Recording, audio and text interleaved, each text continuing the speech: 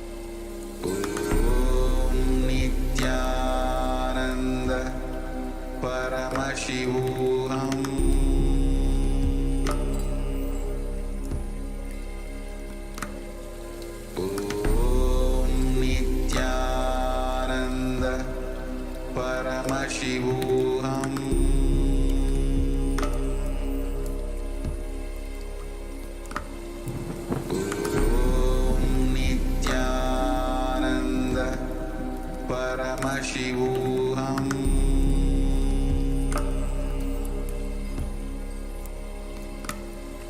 Om Nityananda Paramashivoham.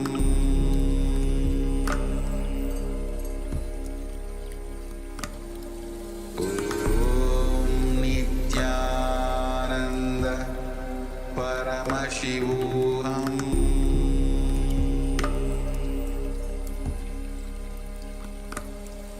Om Nityananda Paramashivoham.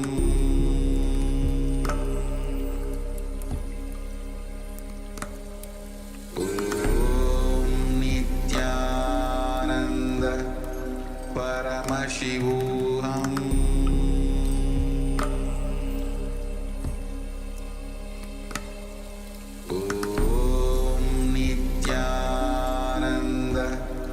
Paramashivoham.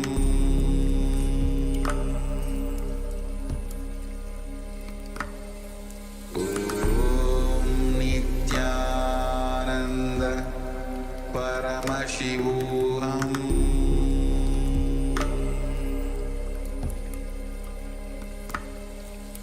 Om Nityananda Paramashivoham.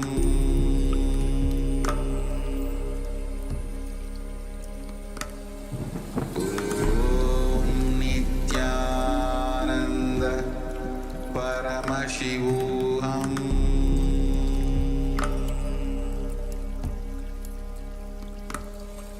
Om Nityananda Paramashivoham.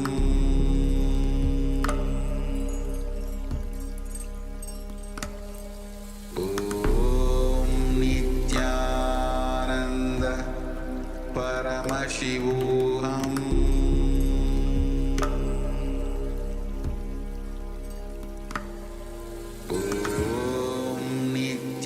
Nityananda Paramashivoham.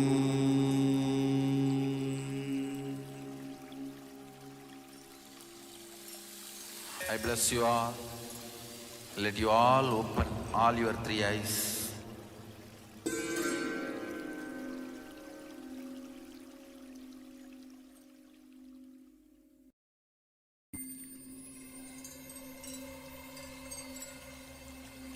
I welcome you all with my love and respect. Let you all open all your three eyes. Om Nityananda Paramashivoham.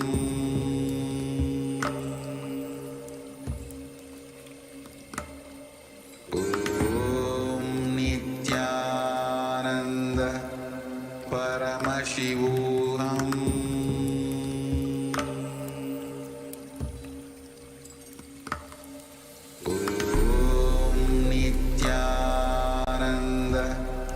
Paramashivoham.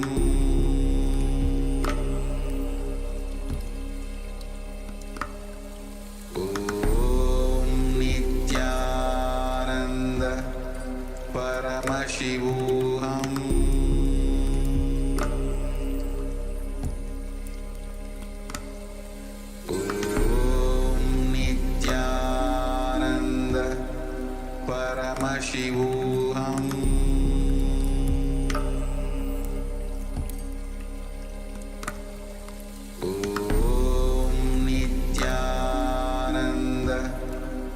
Paramashivoham.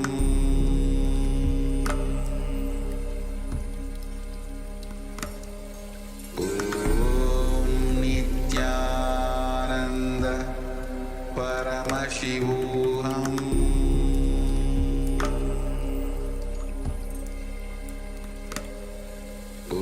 Om Nityananda Paramashivoham.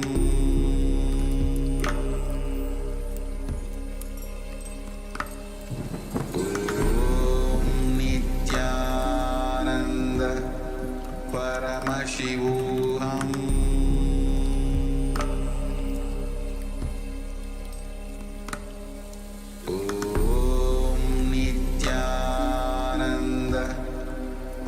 Paramashivoham.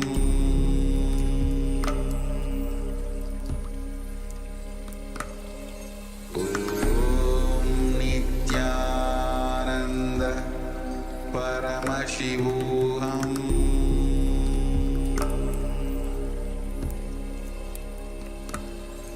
Om Nityananda Paramashivoham.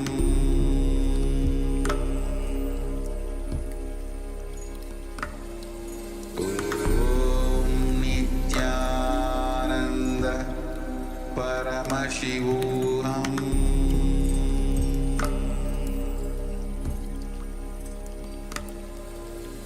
Om Nityananda Paramashivoham.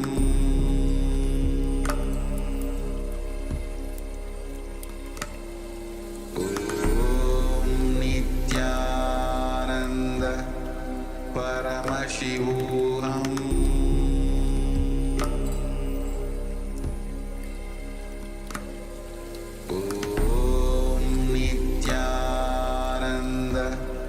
Paramashivoham.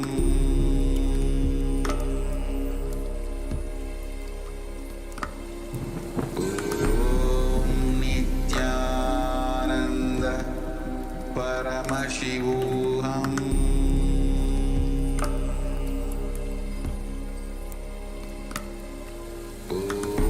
Om Nityananda Paramashivoham.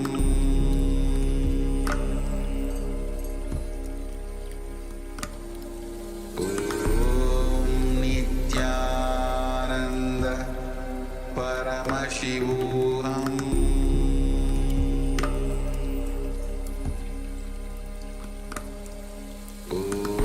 Om Nityananda Paramashivoham.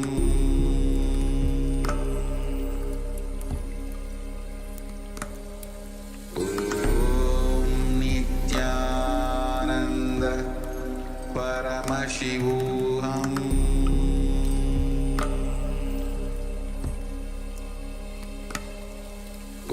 Om Nityananda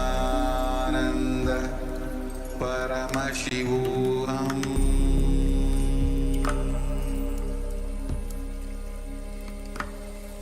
Om Nityananda Paramashivoham.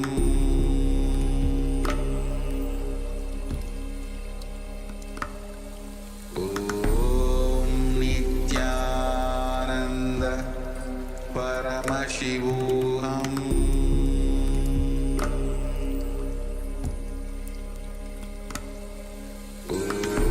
Om Nityananda Paramashivoham.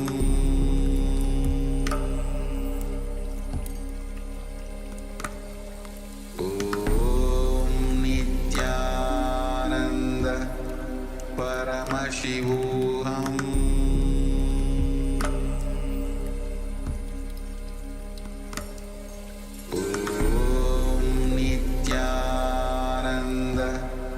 Paramashivoham.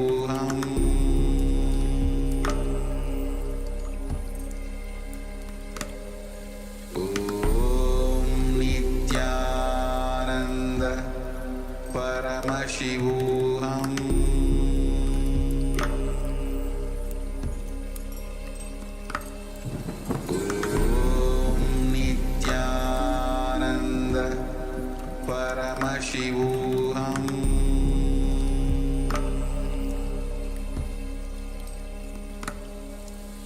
Om Nityananda Paramashivoham.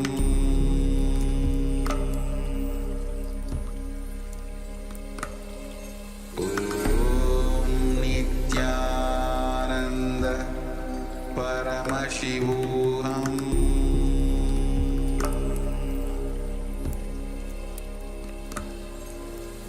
Om Nityananda Paramashivoham.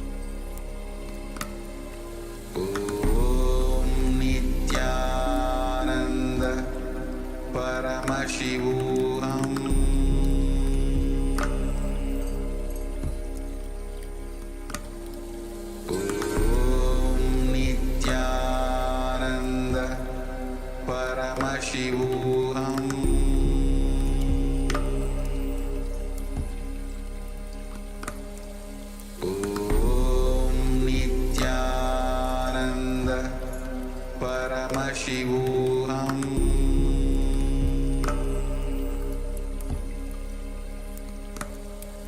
ॐ नित्यानन्द परमशिवोऽहम्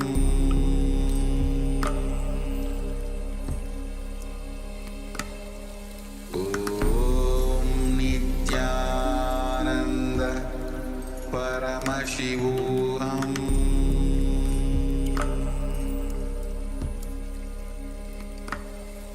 ॐ नित्यानन्द परमशिवोऽहम्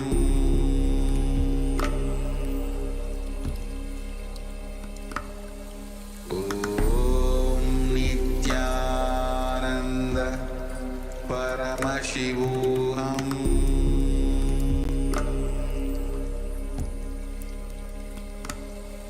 ॐ नित्यानन्द परमशिवोऽहम्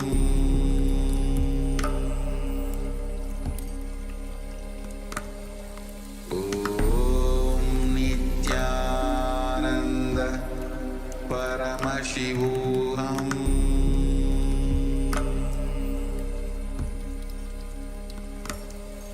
ॐ नित्यानन्द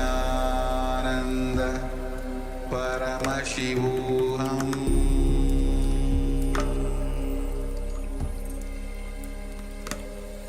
ॐ नित्यानन्द परमशिवोऽहम्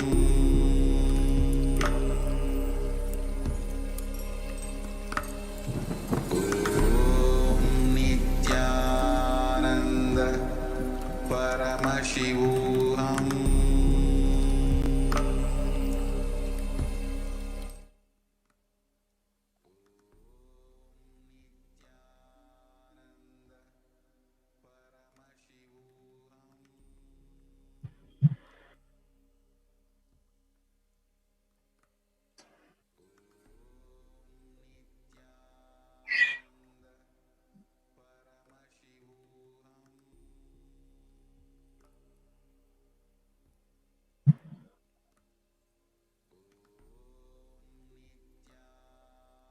Nityanandam, welcome back to all the viewers. Thank you for your patience for waiting.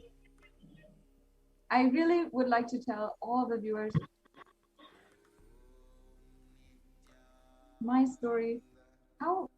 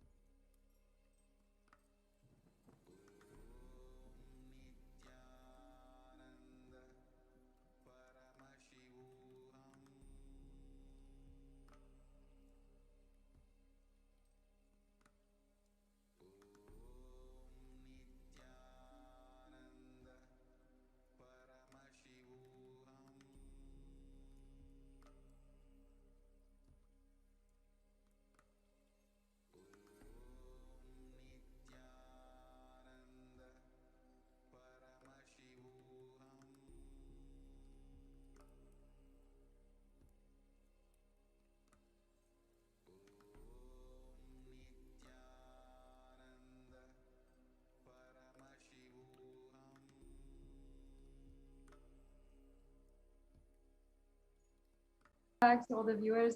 Thank you so much for your patience, for waiting while as we just took a short break. Before I get into my whole story, over the last 10 years, it's honestly been a realize how much unconditional compassion in the world. I've seen the embodiment of most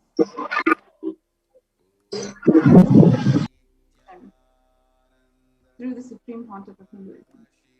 And though I have undergone, or though I have been victim against these anti-Hindu militant forces, terrorists, I have still been able to see recovery, joy in my life, absolute bliss, and possibility for my future because of the Supreme Pontiff of Hinduism.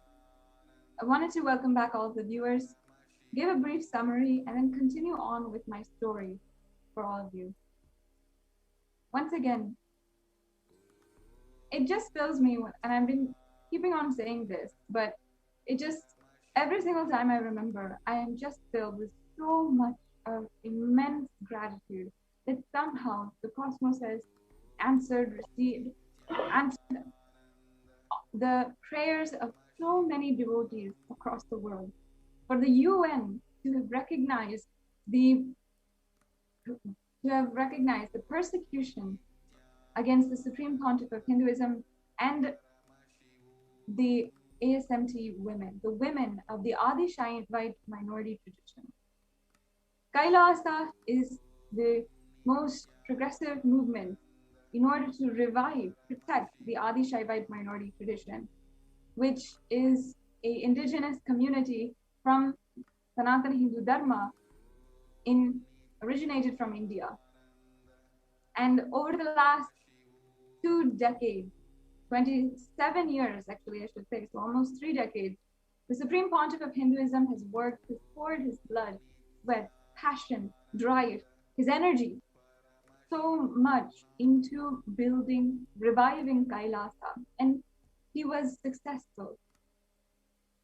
And that was why the anti-Hindu militant forces, terrorists, the most criminal, nefarious people in the world, had targeted him to attack him, destroy and eliminate him through assassination attempts, and ultimately to take over the Sangha, to take over this huge nation and revival movement, and use the resources, rape the women for their own absolutely perverted desires and criminal activities. We have seen over the last 2 decades how this has happened in Hindu communities, how continuously it is happening again and again. And the Supreme Pontiff of Hinduism is the only hope for each and every one of us to have a true, pure Hindu ecosystem.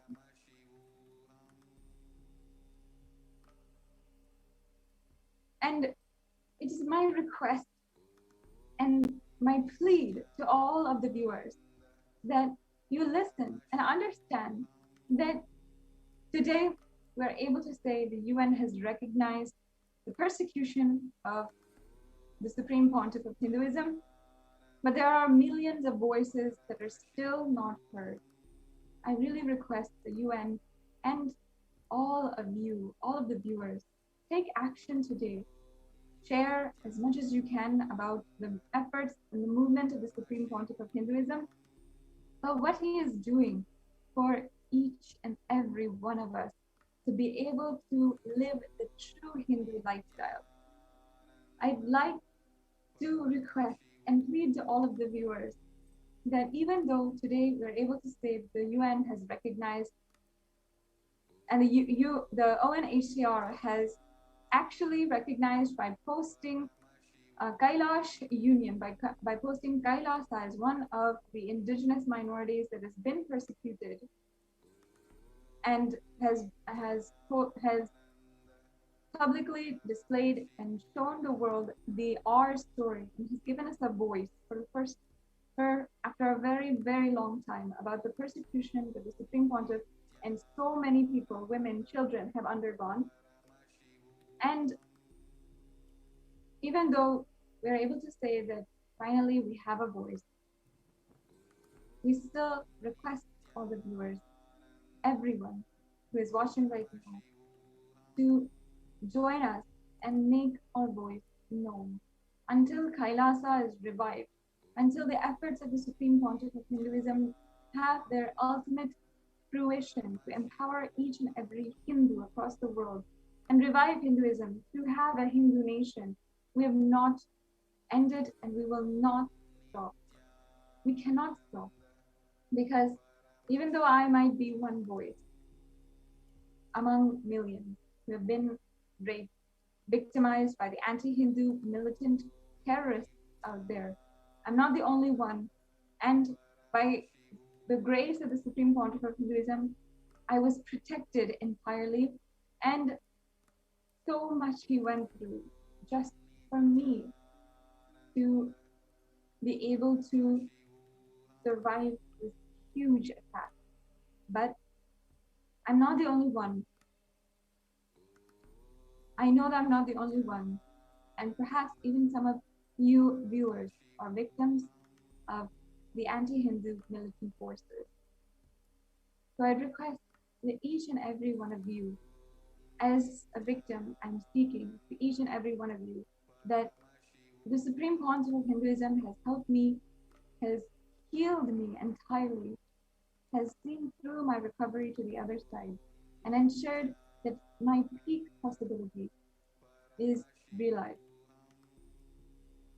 and has given me a chance, more than a chance, has given me everything I needed to reclaim my life entirely back. Because of this, I am absolutely grateful, and I'm grateful for each and every one of you who has given their time now to listen to my story. Over the last segment that we were listening to, we understood, I was able to show to all of you the footage of the Supreme Pontiff of Hinduism, where he was inaugurating different temples across the USA. We saw the different meetings with Congress leaders, with governors, with so many different members of the House of Representatives of the United States, the Senate of the United States, and how for each and every single person he uplifted, and the Supreme Pontiff of Hinduism brought so much of transformation. And we have been able to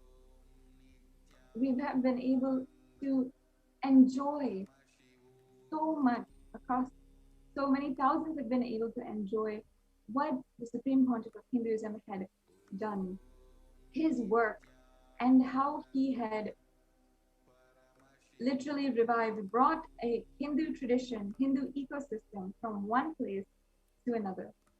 And he revived it from a dying place where it was being attacked and victimized, literally stamped on until it was buried under the ground. And he brought it from there to the United States, to so many places across the world where it would be cherished, enriched, and where it could grow and seek new possibilities in the whole world and start to serve its original purpose. Over the course of just 1-2 years, the work of the Supreme Pontiff of Hinduism, everything that he did to revive, was entirely destroyed by the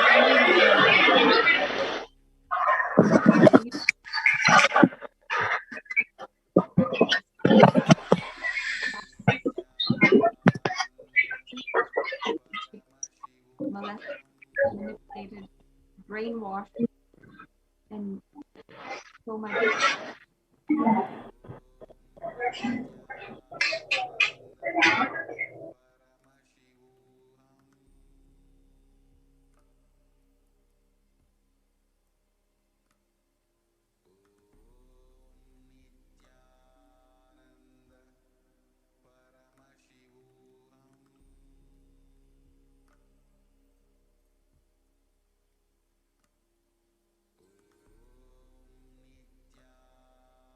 I'd like for all of the viewers and every single one who is listening that I request your time today to listen for my story and allow me, if I can, to express really the truth behind the persecution of the Supreme Pontiff of Hinduism. Today, many, even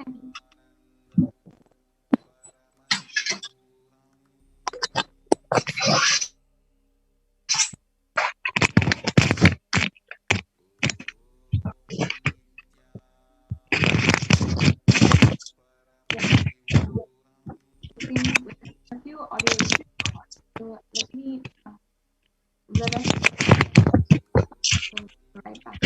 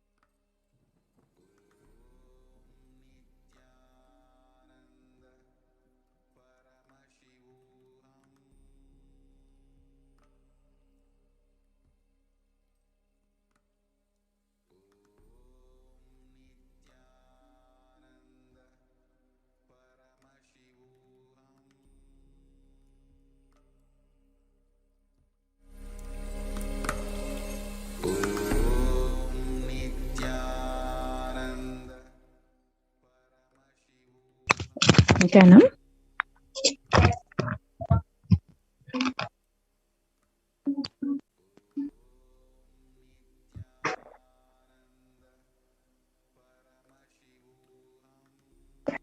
Nityanandam. Sorry for the delay. Welcome back, dear viewers.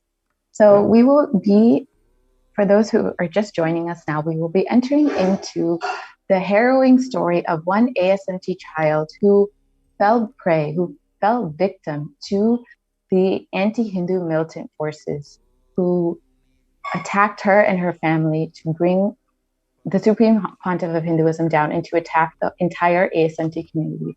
Yes, Ma Sadashivapriya, I think you've already introduced about your background a little bit and about the experience that Swamiji's given you in the Enlightenment ecosystem. So can you just elaborate, review that for the viewers a little bit, and then we can enter into the story. Yes. And thank you, Maniti Purnapriyananda, for being here today, for helping me to tell my story. It's an extremely vulnerable part of my life, and it's just extremely helpful for someone to be there while I'm telling my story, especially to the whole world at this time. So thank you so much. I'd like to once again tell all of the viewers that, again, it is not just my voice, it's not just my story that I'm sharing today, but the story of so many millions of Hindu women, of ASMT women who are undergoing the same thing. And the Supreme Pontiff of Hinduism had created, revived, literally took from one place to another, from one place where the Hindu tradition was dying and being beaten and brutally destroyed. And he took that from one place and revived it across the world for billions of people to enjoy. And in the USA, the Supreme Pontiff of Hinduism, in just the year 2003,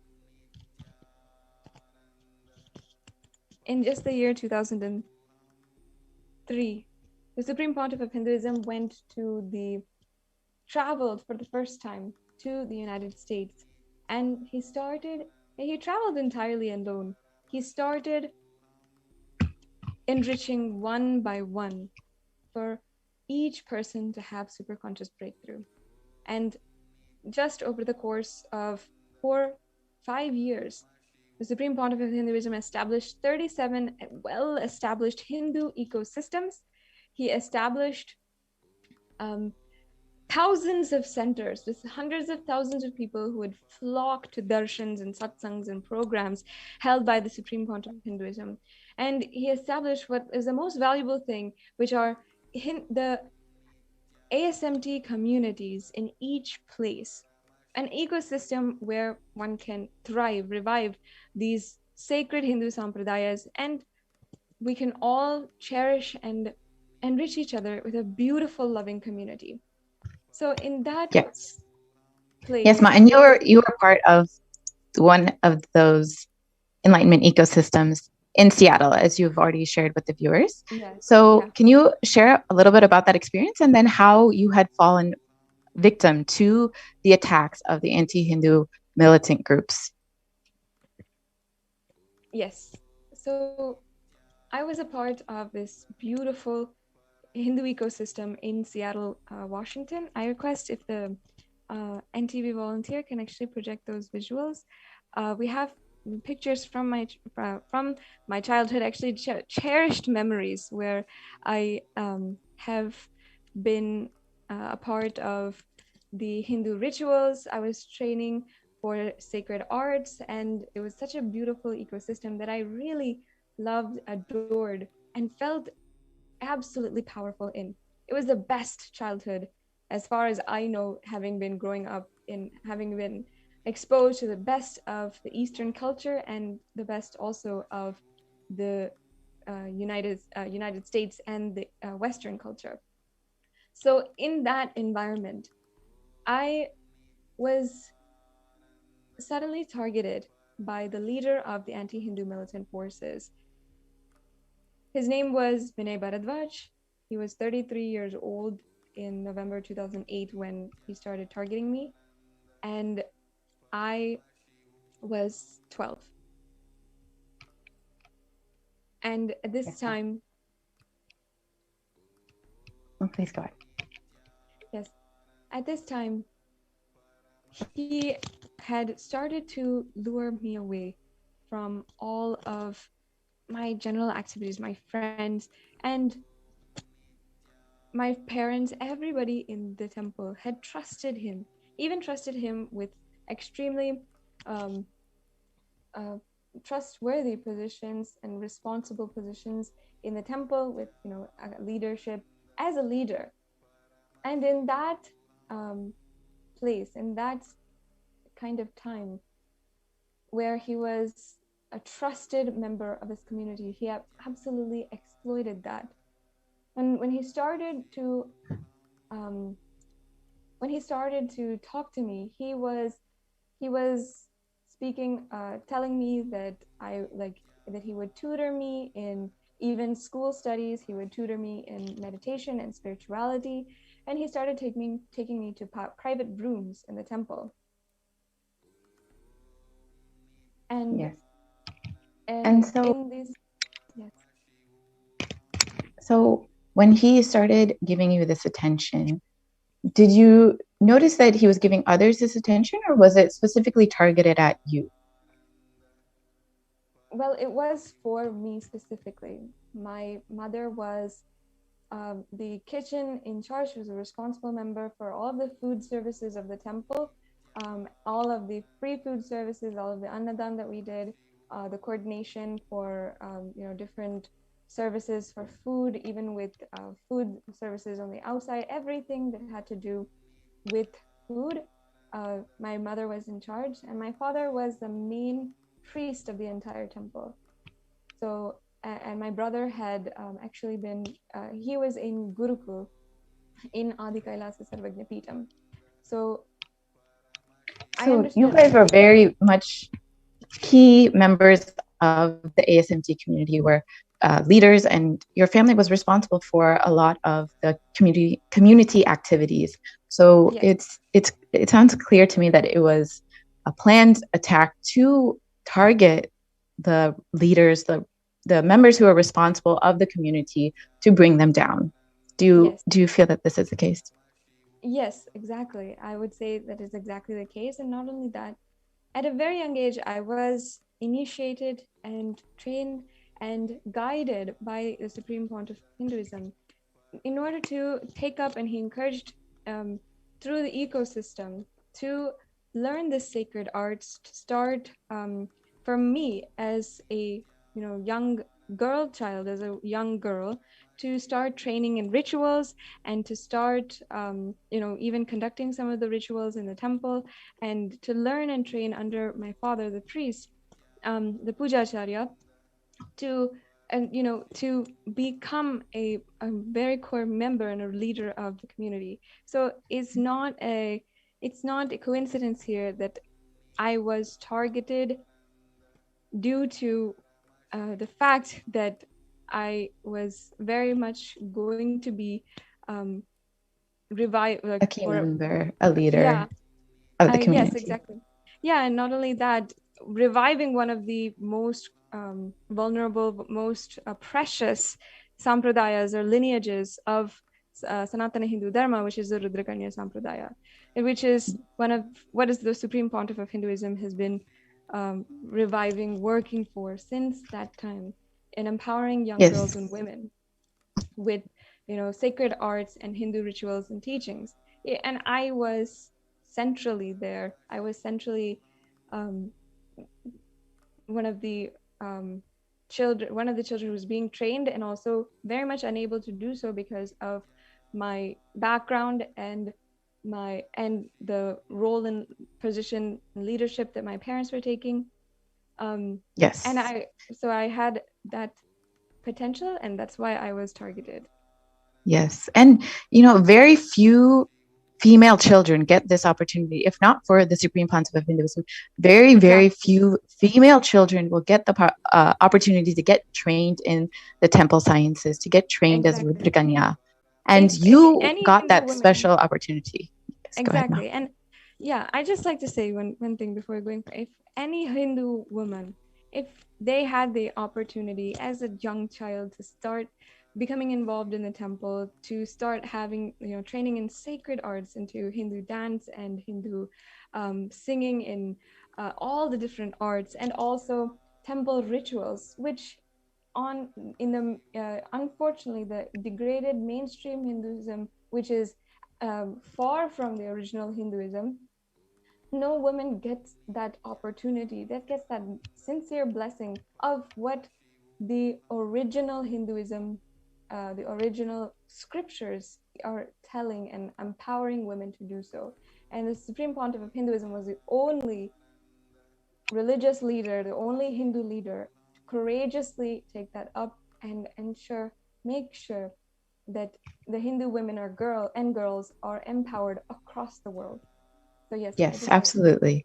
Yeah. And unfortunately, due to the anti-Hindu militant forces that were at work here, you unfortunately got targeted as a victim, as someone who Swamiji, the Supreme Pontiff of Hinduism, was directly training, directly empowering. And so can you share a little bit about that and how you felt victim to the anti-Hindu militant forces? Yes. When it started, I was absolutely manipulated, brainwashed. I was not able to think for myself. And only later on, when I was 16 or 17 years old, I was starting to research about why this happened to me, or why I was so overpowered, manipulated, and brainwashed. I started reading about Stockholm syndrome and different these kinds of scenarios and different kinds of cases which have actually happened, where the victim falls in love, literally, or is so brainwashed to the point where they think actually that they're in love with their abuser and their kidnapper, and even the terrorist who took them away, and they think they're in love, and in that way they're brainwashed to do whatever they say. And even if they're telling to leave, or even if they're being told to leave, they will not want to leave. So yes. At that time, I can say that's the only way. And I was 12 years old. I had not and even he was 33, so nearly 20 years older than you, more than 20 years older than you. Yeah. And when this whole thing started, when he started to manipulate, he started to talk to me, he started to take me into private rooms in the temple and all this, I had not even started my periods yet. I was not even a mature adult, even starting puberty. Even my whole body, everything was just a child. I had not matured even to the point of having breasts or, starting my period. I was just a child at that point. But he did not. Yes, he did not. That did not matter to him, of course. So if you feel comfortable, would you mind sharing exactly what he did to you and how he manipulated you and how he isolated you from your family, your community, and attacked you and made you a victim to his scheme? Yes, go ahead. Yes. When I had started, he started to call me every single night and talk to me on the phone. And he would tell me that I should keep a secret from my parents. And he started to call me on the phone every single night. And then he would tell me to, he would give a missed call to me, and then he would tell me to call him back immediately. And he would just manipulate so that I do whatever he says in this way. And so one day when my parents were not home, so my mother had gone to India, and at this time my father was working, so at this time he could and since it's such a trustworthy environment, such a loving community, he knew where I lived. He was very much always coming to different gatherings in our our private homes. In the temple was separate, and and our homes, our private homes, were separate. So we were living separately from the temple. But Vinay, one day he came to my house, and I opened the door, and I see him there. I was so shocked that he was in front of me, because I had because actually I was alone at home, and he knew that. He knew I was alone at home, and he entered the house. And at that point, he wrapped his arms around me, and he started making me extremely uncomfortable. But I had no way of saying no. I didn't know what to say at that point. You were just 12 years old.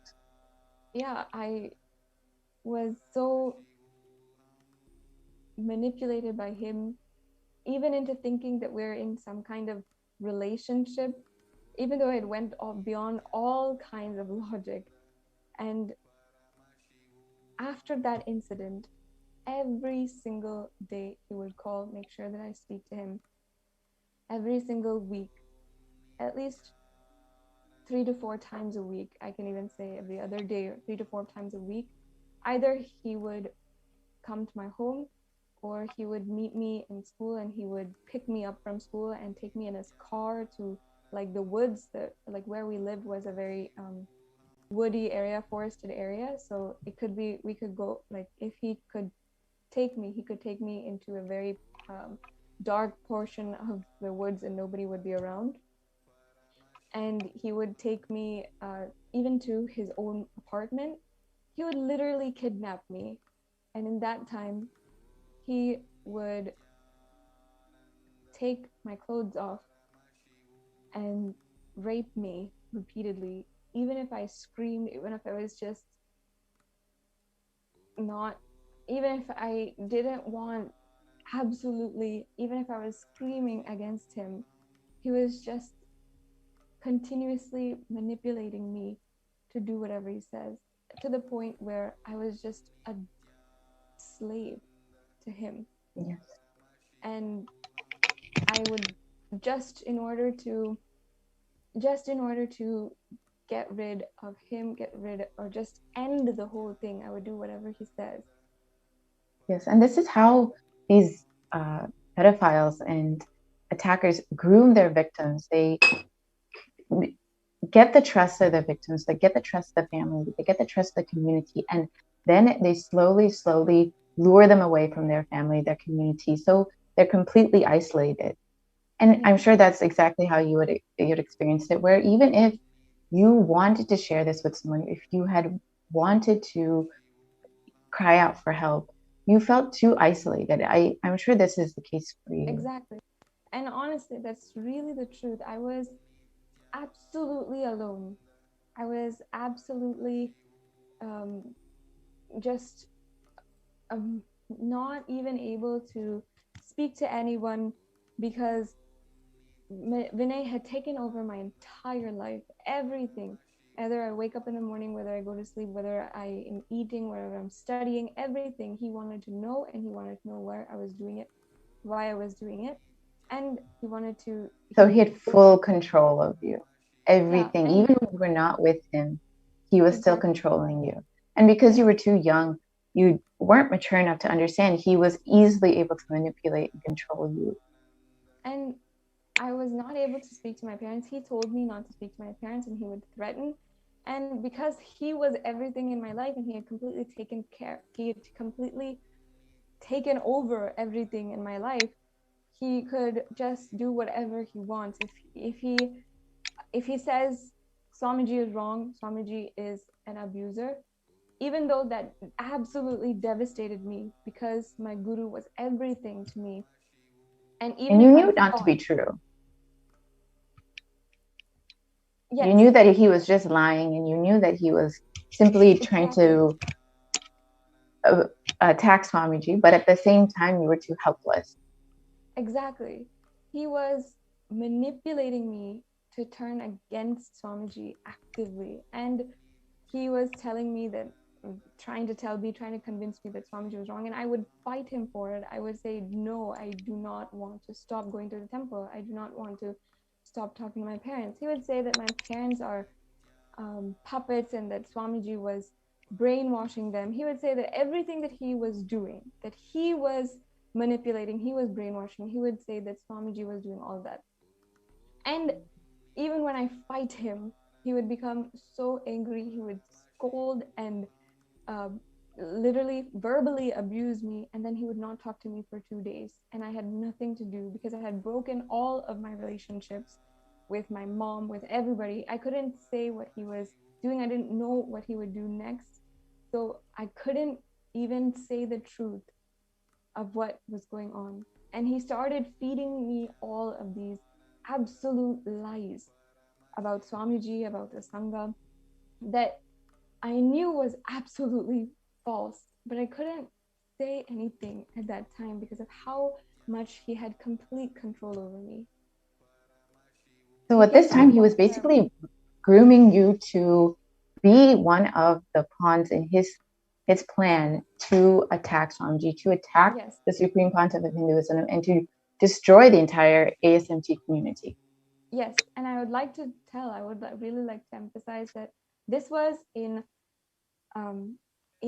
the summer of 2008 and 2009, when he was actively trying to manipulate, brainwash me before any even sign of attack was happening. He was using me. He was actively trying to use me again as a pawn in his conspiracy against the Supreme Pontiff of Hinduism. And he told me that it's not just me. So there were other victims like you then? Yes, I'm very sure of it. He told me. And he told that I'm not the only victim, or he told that actually that he himself admitted that he was having multiple relationships. And he would even ask me, like, are you jealous? And all this, like, sick. Just manipulating you, and then making sure that you know that you're replaceable for him. So you continually want to come back to him and continually want to do what he says. Yeah. And I couldn't do anything at that point. I was so lonely. At that point in my life, I literally my whole health collapsed. Like, and my parents would see this. I was starting to lose weight, lose hair. I was not talking in school. Actually, at that time, I had even gotten sick, and I was not able to go to school. And I would spend half the day sleeping, and my parents did not know what was going on with me. They were obviously so concerned with my health, but at the same time, and they saw the signs of how Vinay was manipulating. He was being so intrusive in the temple itself, and so to the point where he would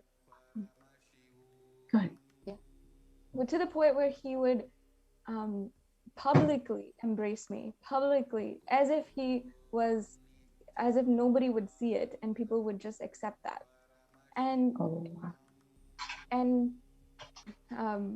But of course, my parents were so alarmed. At that point, I couldn't say anything to my parents. I was feeling so alone every single day. And Swamiji was the only one who I held on to in my heart. Every single day, I would write to Swamiji in my diary, whatever, even if something would happen in what I thought was a relationship with Vinay, I would write to Swamiji. I would say, this and this happened. We had this fight. He's saying this against you. I don't know what to do. Please help me, Swamiji. Even if we had a fight, or if that day I considered as a good day when I was absolutely brainwashed and manipulated, I would tell Swamiji everything and write it down. I would hold Swamiji so close to me, because even though I was manipulated, brainwashed, everything, he was the Supreme Pontiff of Hindus. Swamiji had literally become my God. He was my guru. And as that role in my life, that literally protected me from having mental collapse from even maybe committing suicide at that point, and several times after. And also, he was everything that I held on to. So Yes. whenever Vinay would tell me that he would start to hint at this conspiracy, I would become so powerless. Yes, And it must have been really painful to hear the one being the one person who has been holding you, who has been protecting you, who has been nurturing you, caring for you, empowering you, to be abused like that. That must have been completely heartbreaking for you. Just devastating. And my world, like every single time he said something, I was just so, I would feel,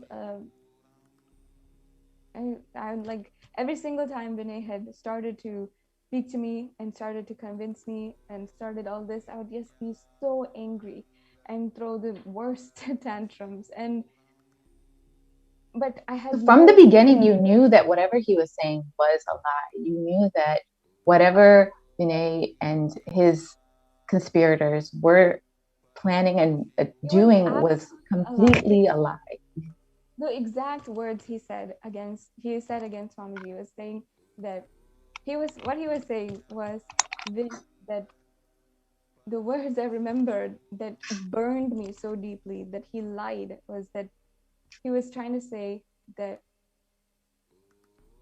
Swamiji, my guru, was he was actually trying to say that that Swamiji also was having relationships with women like how Vinay was having. And I was so clearly seeing that he was trying to project this absolutely false thing, which he was doing, which Vinay was, the character that Vinay was, the womanizer and the child molester and child rapist, pedophile, and the most disgusting criminal. He was trying to put that on Swamiji and take over the entire Sangha. And that's exactly what he tried to do, right? When he, yes, you can share about how the situation had escalated and how finally you had come out of the situation despite it escalating to the point of him trying to kidnap you and take you away from your family. You can share a little bit about that. Yes. So despite having so many fights with him, everything, I was not able to stop my relationship or stop talking to him completely. One day he told me to pack my things, and at this point he was already, even because my parents had alarmed the administrators in the temple, because my parents had taken extreme measures to notify the administrators of the temple. Ultimately, it was escalated to Swamiji. Vinay was banned from the Sangha, from the entire SMT community. And they started to investigate what he was doing more than the kinds of things that he was doing with me. He was sorry, I just want to reiterate for the viewers that your parents had some suspicions about him, but they did not know to the degree and level that he was abusing you. No, they didn't know because I didn't tell anything, and it was very much well hidden, and not, and as responsible members of the whole community, they're not continuously around me. So if he wanted, he can simply manipulate, kidnap me to some place, and they would not know, and I didn't tell them. So despite not knowing the extreme that this situation had gone, the administration had taken such an extreme action of banning him, just from what they can assume is just him giving you a little extra attention. Little extra attention and communication with a minor. This was they put a full stop. The Supreme Pontiff of Hinduism and also the administration of the temple and the ecosystems there had just put a full stop to him even interacting with me, and they removed him. They made sure that he would not be able to contact me. But because of how much he manipulated me, he was still in contact with me through my devices, through the laptop and phone which I had. And And your family didn't know about this at the time? No.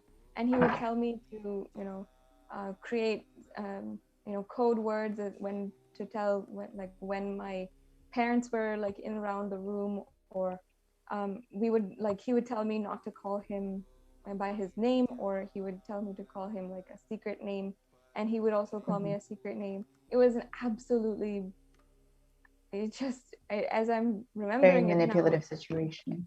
Really manipulative situation, and it's just criminal to the point of, I can't believe I survived. So one day what happened was it came to the point where I was not only I was just physically and emotionally everything exhausted in November of 2009, and I was so exhausted. And one time he just came he was chatting with me online, and he said, "It's come time that we have to start." He said, "Pack up your things, whatever you need, and..." Sorry, one moment. Start what? He said, he said it's come time. And so he was implying that it was come time for him to execute his theme, his plans to attack the Supreme Pontiff of Hinduism, to destroy the ASMT community using you as the pawn. Yes, exactly. And he was saying, and that's exactly what he said. He said that, pack up your things. I'm going to pick you up. I'm going to come. He gave me a location, and he said, "Come here, pack up your things, pack up just, whatever you need, and come to this location. I'll pick you up." And then he said that you're going to file a false case against the Supreme Pontiff of Hinduism. And he told me that he wanted to take over the entire Sangha from Swamiji, and just and then like literally put away Swamiji and just destroy and eliminate him entirely. Wow, so you must have been heartbroken at this point. I was just devastated. Of course, I just knew that I could not do that. And it just came to the point where I collapsed. I collapsed really and entirely, but I collapsed. I decided that I could not do that. And even though he told me that, I told him I would do that. I told him I would come. But instead, I wrote the entire thing, every single detail in a letter, and I walked to my parents and I just told them the entire truth of what happened, of what he was doing. So everything that he had done to you, he was trying to pin that on Swamiji just for the sake of destroying the Supreme Pontiff of Hinduism, his entire mission, and eliminating him and imprisoning Swamiji. Yes, that is exactly it. I'm absolutely sure of it, especially with the events escalating. And after that, as I was working to file a restraining order against Vinay, how he had suddenly become desperate because one of his pawns, and his probably the one he was depending on to fight for him, one of his pawns had failed. He started escalating all attacks in all directions, and he filed. Just one moment. Before, you had said that he had tried to kidnap you and take you in, and you had agreed. At that point, you had told your parents everything. So what happened exactly after that? What happened? I stopped all communication. My parents had just taken away my devices for, as in not taken away, but I stopped my communication with Vinay. And at that point, I had been, I was just extremely, at that point, just taken into their lap, taken into a lap of protection. And I wanted nobody told me to do anything. Nobody told that I should like nobody told me, that I have to fight or that I have to not fight. But I decided that I have to do something against him for what he did to me. So my parents helped me file a restraining order against Vinay in January of 2010.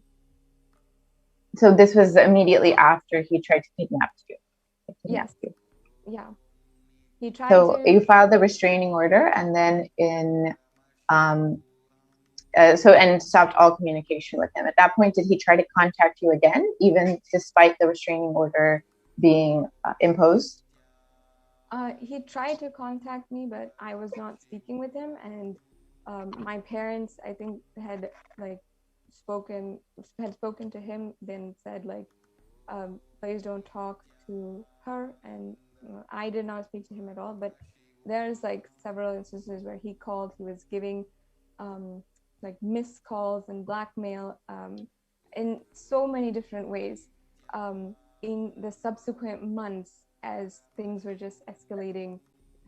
And I was seeing what Vinay was hinting at me for so long, that there's so many people, and what he was trying to tell me, what he was trying to convince me, he was then I could see how that literally erupted across the entire USA and in India with all of the media. Everything So I saw. in January of 2010, you would file the restraining order against him, and then in March of 2010, same year, Vinay and all his co-conspirators had filed a false case against the Supreme Pontiff of Hinduism. Yes. Basically, the exact same thing that he had done to you. He had filed a case against the Supreme Pontiff of Hinduism, saying that he had done that to an unknown victim. Yeah. And in the USA, the cases that Vinay filed against the Supreme Pontiff of Hinduism and the temple, all of them, he was actively saying that he was the victim of the Supreme Pontiff of Hinduism, which is absolutely absurd.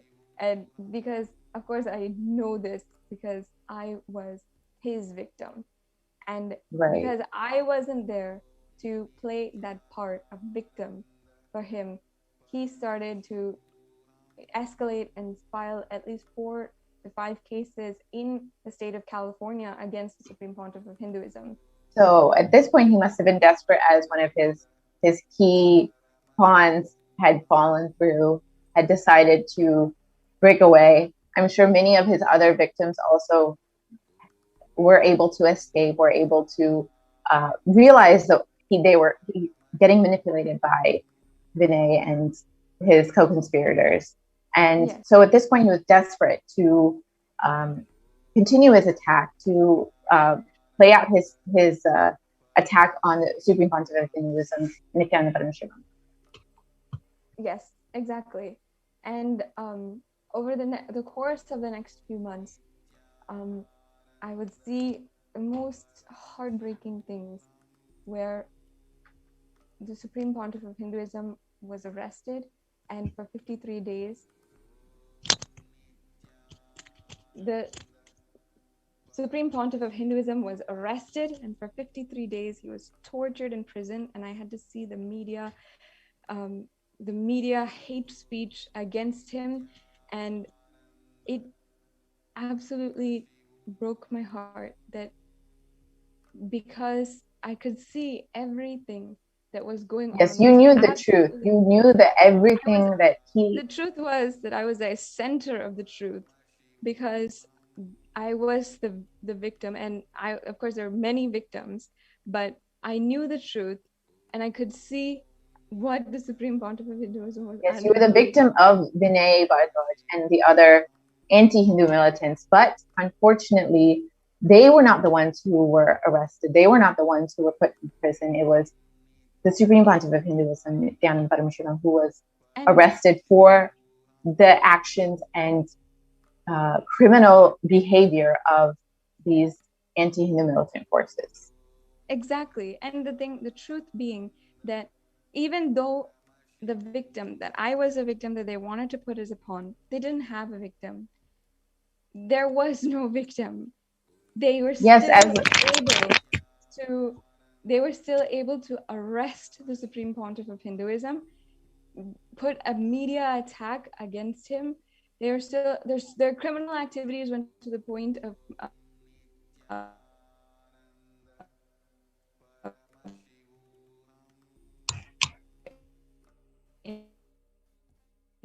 invading personal private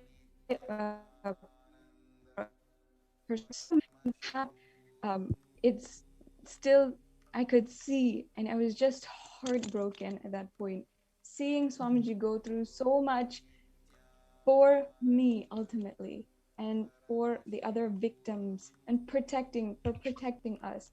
He was not the aggressor. He was not the person who raped anyone. And he's absolutely not even capable of that. And he stands as our guru and God.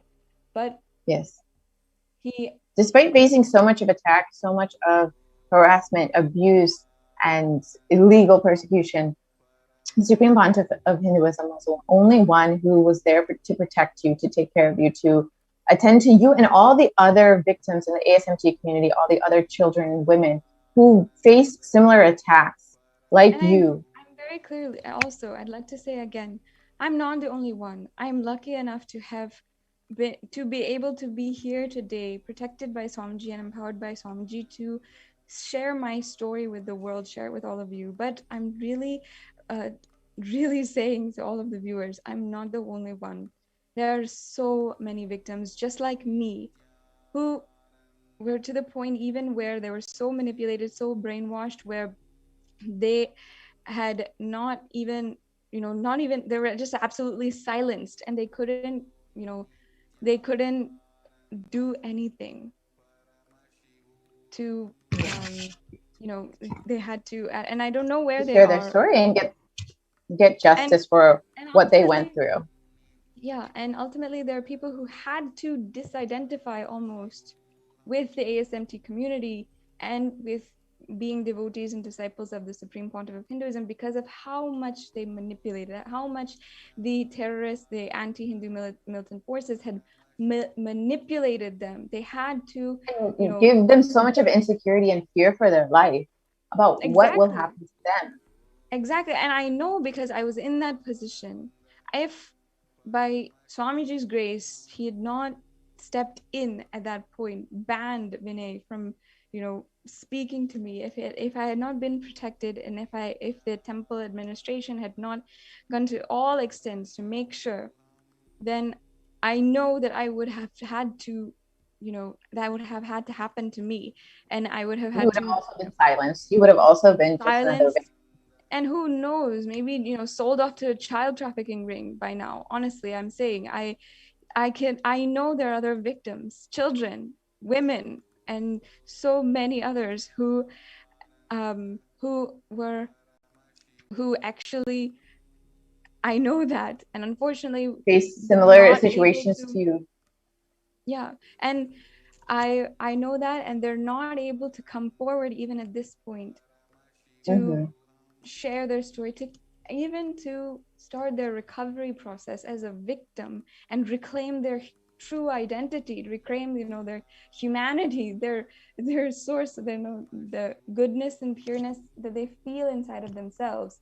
They're not even able to do that. I know, because by the grace of Swamiji, I've been able to heal. I've been able to, be protected by this ecosystem. And even after so many, 5 years, I was able to take refuge in the Adi Kailash and, start to re-engage myself with life, actually, and heal myself from the worst kind of trauma, from the worst kind of, depression, from suicide attempts. Like, I was extremely vulnerable, weak, and victimized.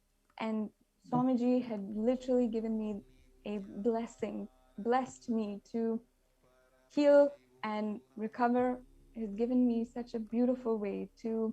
And that is the reason you were actually, I'll just want to take one step back. Because of Swamiji's empowerment and strength, that was a reason you were able to stand up for yourself and fight back and actually file a case for your rape. Go ahead. Exactly. And it was not because I was even after, I can say, even after I had filed the case, I wanted to fight for my right and against what Vinay had done to me. So I filed the case. I asked my parents. We had gotten all the resources to be able to file the case. And thankfully, in 2012,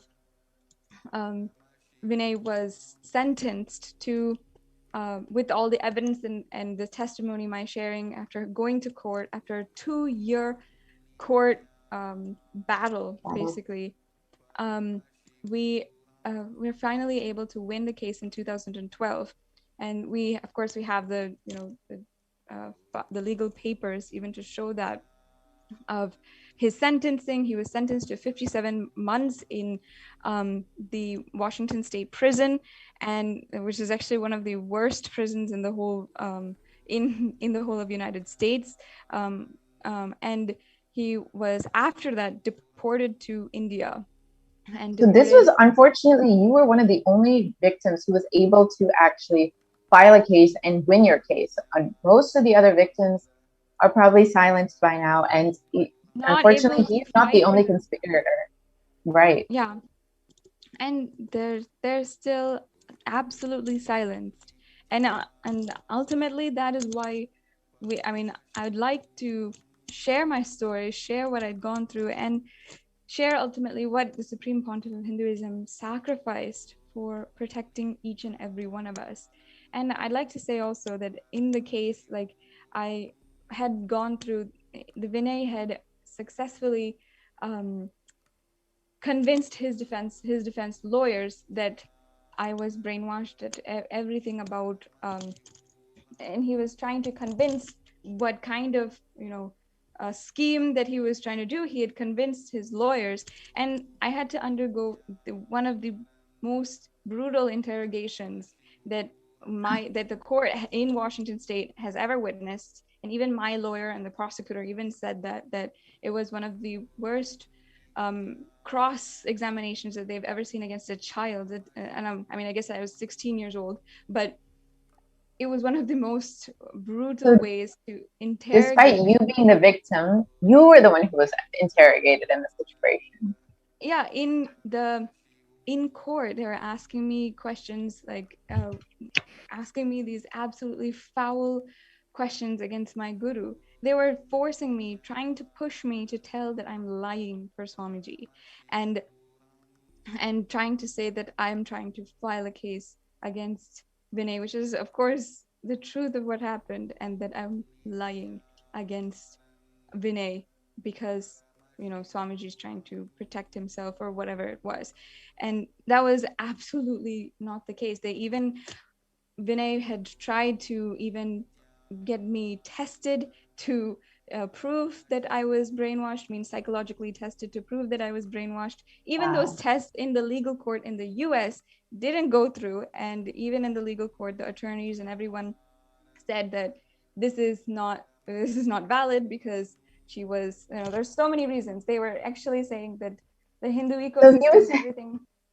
Yeah, so you're saying you were being brainwashed by the Supreme Pontiff of Hinduism, who was nowhere even in the same vicinity, and Vinay, who was continuously daily seeing you day in and day out, manipulating and talking to you nonstop, was innocent in this situation. He was presenting himself in that way. And I'd like to also tell the viewers and make sure that this is very clear known, because perhaps of USA court and the maybe a slightly more straightforward processes in the USA. The cases in the USA, because I had filed a case as a victim and as a child, I filed a case against Vinay. After that, subsequently, the California state had recognized that Vinay Bharadwaj was a attacker, an abuser, a child molester and Pedophile, rapist. molester. And they recognized that. They saw that the cases that he was filing in the United States were false, and they stopped it, and he was fined $50 million. The cases against the Supreme Pontiff of Hinduism, Yes. the same cases that he had filed in India. Exactly. The same cases that were filed in India, the same cases that were, and actually it's not that in India victims did not stand, because there are victims who stood and didn't get justice. Victims of Vinay Bhardwaj and his Victims of- co-conspirators. Yes, and of the co-conspirators and his and the other leaders of the anti-Hindu militant forces.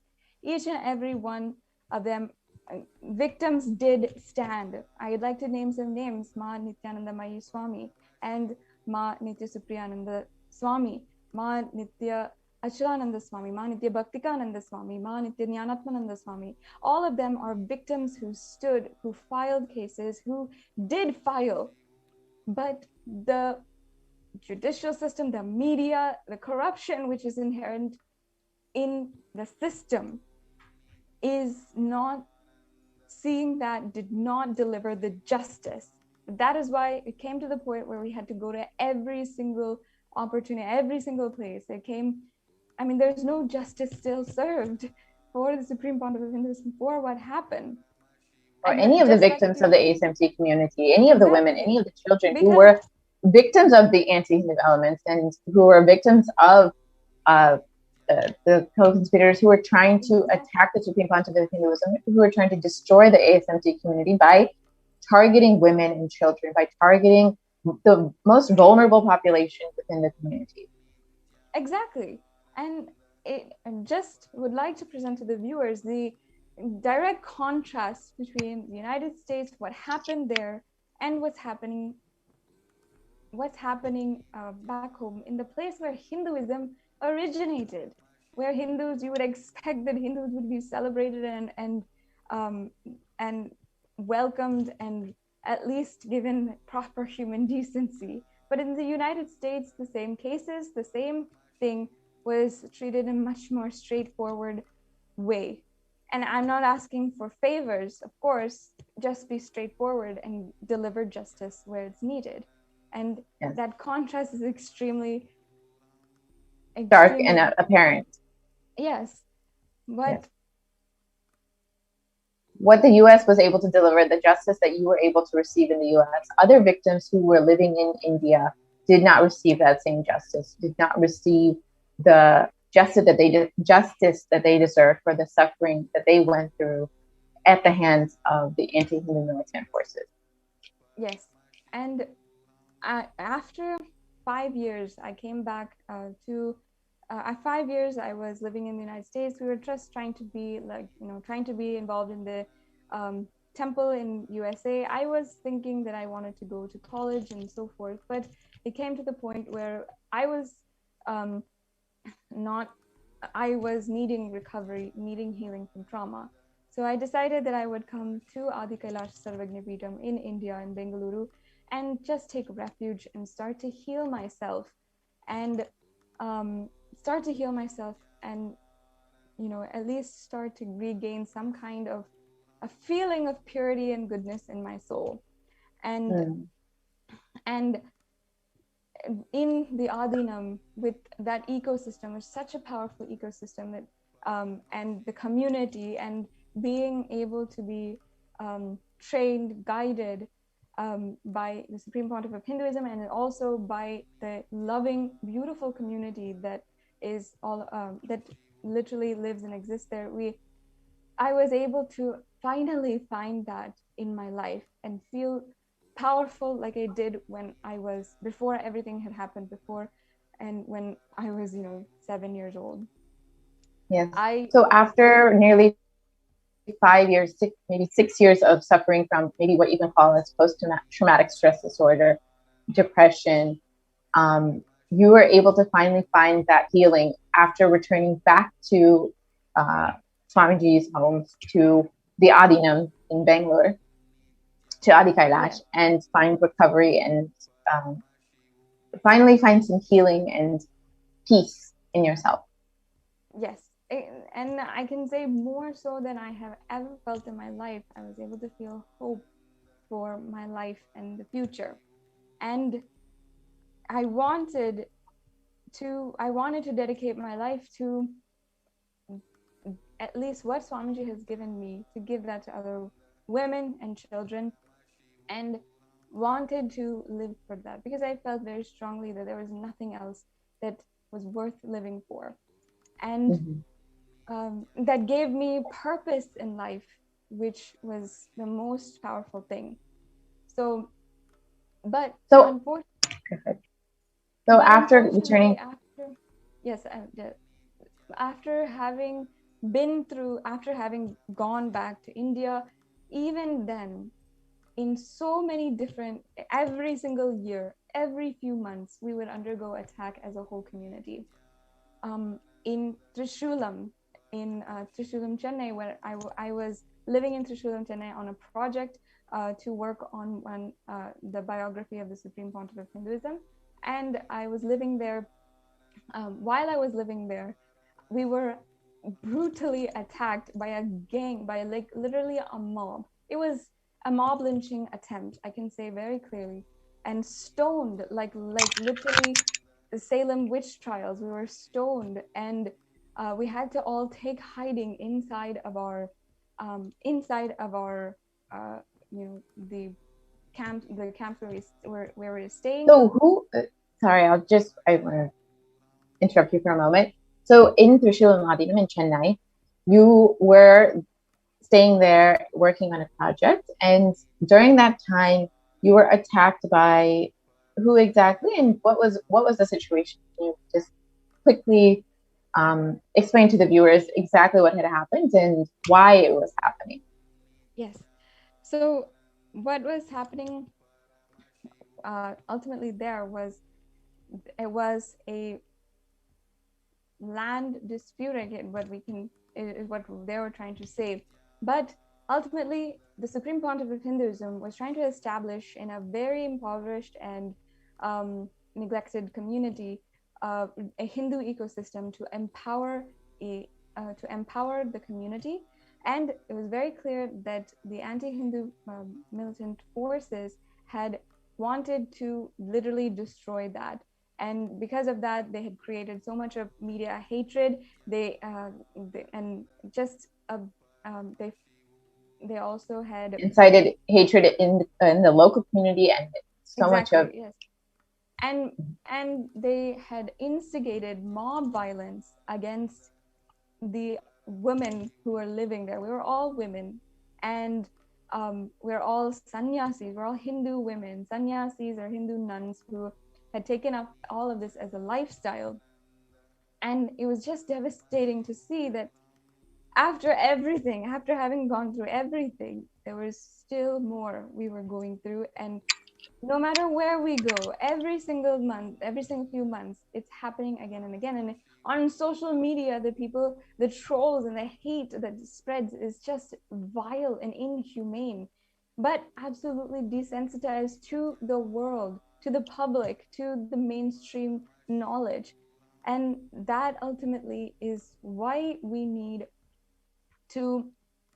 even though today, after such a long time, the persecution of the Supreme Pontiff of Hinduism was recognized by the UN, still there's so much more we need to do in order to revive Kailasa and get justice, and also protect Hindu women, a dying culture, and a genocide which is completely unseen. A silent genocide that most Hindus themselves do not know about. The attack on the ASMT community and the women and children of the ASMT community are not aware of the ongoing attack, the ongoing genocide of their own community, of the entire ASMT community, who, by the grace of the Supreme Pontiff of Hinduism, is reviving this tradition, this Vedic tradition, this Hindu tradition that would be left unseen to the world if it was not for the work and mission of the Supreme Pontiff of Hinduism. Yes, exactly. And once again, I'd really like to plead to all the viewers. First of all, I really thank you for having listened to my story. And Manati Purna Priyananda, really thank you for helping me share this story, helping me be able to be comfortable to share with all the viewers my story about what happened and the truth in the most real form. And I'd like to thank all the viewers for taking your time, for being listening during this time, and for allowing me to express my story completely.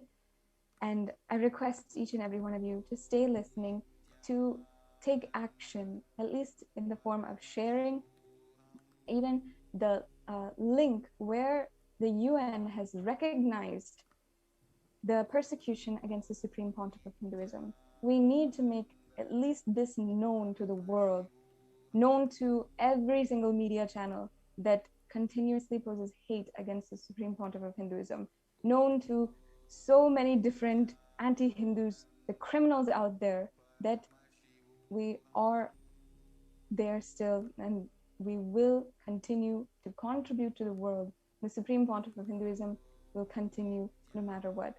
And I really request— Yes, and the violence that the ASMT community has faced, and the women of the ASMT community have faced, and the Supreme Pontiff of Hinduism has faced, has been finally recognized to the world through the UN. And it is our responsibility now to share this with everyone, to share what the Supreme Pontiff of Hinduism has undergone over the past 2 decades of non-stop attack and persecution, simply for trying to revive this sacred tradition, simply trying to empower Hindu women, Hindu children to live this enlightenment lifestyle. Yes. So I once again thank all of the viewers for listening and giving your time. And we will be back at 8 a.m. IST for another segment to hear more about the persecution against the Supreme Pontiff of Hinduism and the ASMT community and the women and children of the ASMT community. Yes. So thank you all for your time, and please do join us at 8 a.m. IST. Thank you. Nityanandam. Thank you. Nityanandam.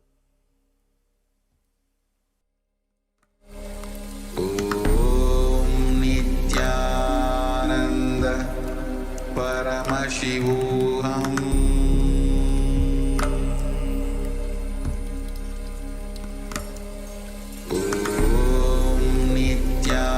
Nityananda Paramashivoham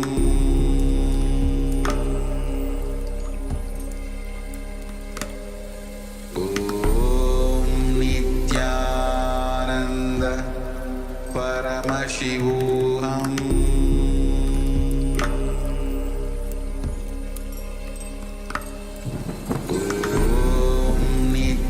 Nityananda Paramashivoham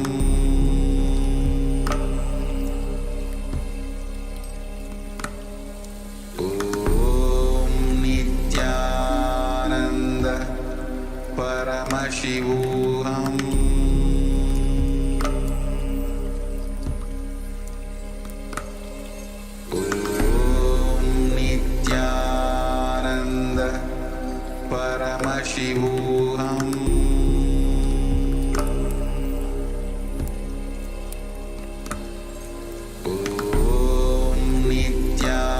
Nityananda Paramashivoham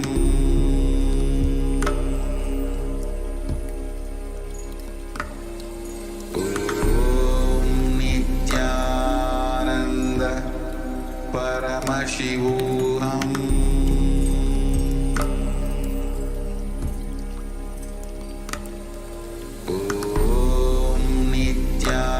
Nityananda Paramashivoham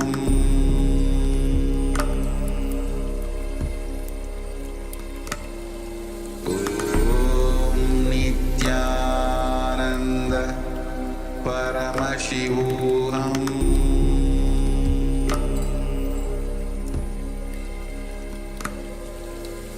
Om Nityananda Paramashivoham.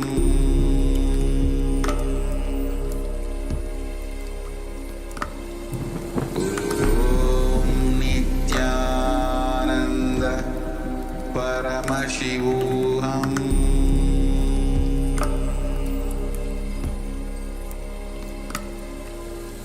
Om Nityananda Paramashivoham.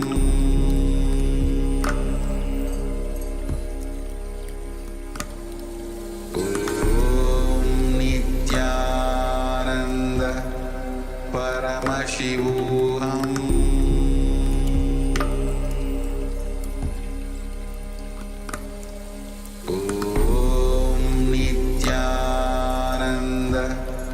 Paramashivoham.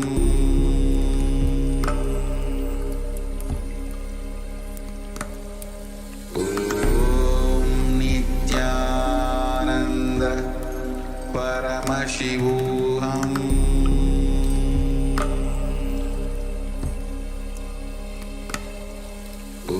Om Nityananda Paramashivoham.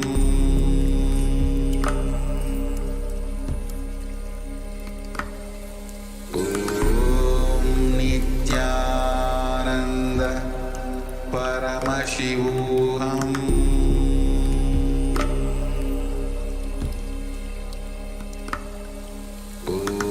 Om Nityananda Paramashivoham. Om Nityananda Paramashivoham.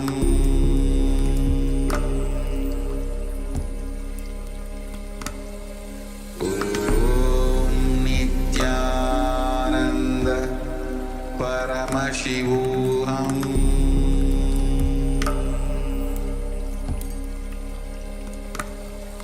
Om Nityananda Paramashivoham.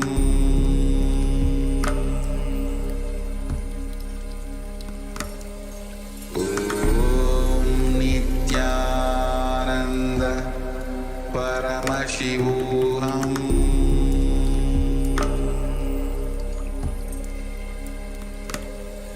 Om Nityananda Paramashivoham.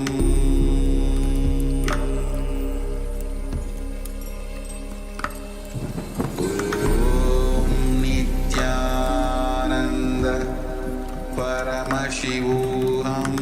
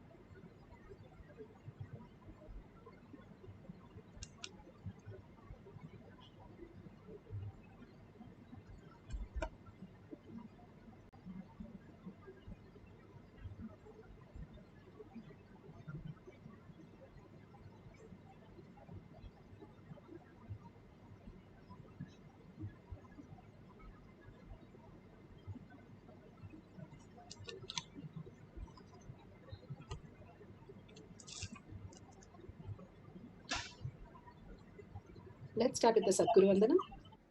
Nitya recording. Important cautions.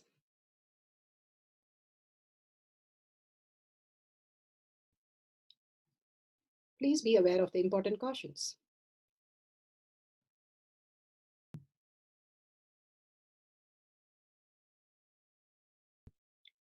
What is spa manifestation? Let's hear from Bhagwan himself explaining what is spa manifestation. All the 25 states of consciousness, when they happen in you, due to your chemicals and hormones ups and downs, it is powerlessness.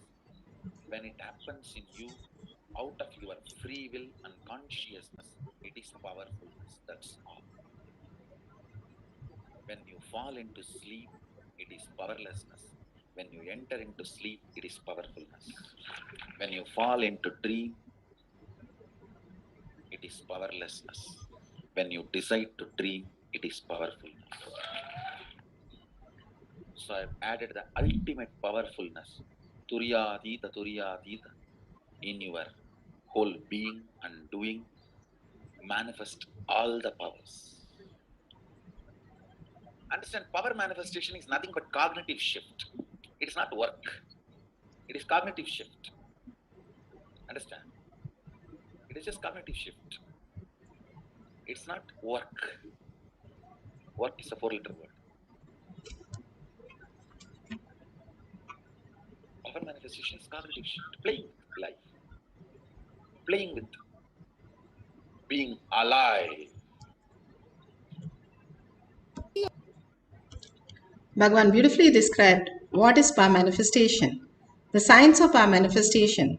It is a science because each one of us can manifest and it is repeatable. And the evidences to support the science of power manifestation, which is authentic, time-tested, scientific and foolproof. Shastra Pramana, the scriptural references, the eternal unchangeable truth revealed in the source scriptures, the Vedas and Agamas. We'll be going through the Apta Pramana. Apta Pramana are the experience of the Rishis, Munis, Ganas, Nayamas, Alvars, Siddhas. All of them are authority of Hinduism. The Vedic Rishi and the scientist who time-tested and verified the science of power manifestation. Atma Pramana, account of His Divine Holiness, Bhagavan Nityananda Paramashivam, this millennium's avatar's personal experience of power manifestation. Bhagavan's very own Leelas, mapping to Shastra Pramanas. Shakshi Pramana, experience of the millions of disciple devotees followers initiated by Bhagavan into the science of power manifestation. Bhagavan beautifully said, whoever comes to Kailash Kotiyar manifesting power group, simply he will manifest all the abundance and auspiciousness manifesting the powers of Paramashiva. Pratyaksha Pramana, the scientific study measuring the effect of being in the enlightened state. Again and again, Bhagavan beautifully gives us the pramana to understand the depth of the cognition, where we can start manifesting from human to superconscious being, the space, state, powers and superconscious space of Paramashiva. Let's go to the Shastra Pramana. 76 to 78. Maranam ghadyate tena sakena bina ghadyate tasyasyat paramasiddhe animadi guna prada vayussannatadate dehe rasavriddhir bhaved dhruvam akashapanakajagalti samabhivadhate Maranam ghadyate tena sakenapi na ghadyate tasya syat paramasiddhe animadi gunaprada vayuh sanacharate dehe rasavriddhir bhaved dhruvam akashapanakajagalapti yusamabhivadhate. Beautifully from the Shastra Pramana, the scriptural reference for the power of Ashta Maha Shakti, power of decreasing the size of others, Anima Shakti. Anima Shaktis, this is described in the Shiva Samhita 5.7678. Bhagavan Paramashiva says, death is eaten by him, he is eaten by none. He manifests the highest powers such as Ahima, Mahima, Lahima, Garima, etc. The Vayu, the wind energy, moves equally throughout his body. The juice of his body also increased. The nectar excluding from the eternal lotus also increased in him. Bhagavan Paramashiva beautifully says how death is eaten by him, he is eaten by none. Bhagavan beautifully gives an example of the river Ganga. The river Ganga, when you place a stick in Ganga, the ant, when it sees it, it looks as though Ganga is there with the boundary of the stick. But when a bird comes in and sees there from the other side, it says, oh, there is another side of Ganga. and it is divided by a stick. And if humans come by, we understand that Ganga is not divided by the stick. The Ganga is floating in the stick is floating in Ganga.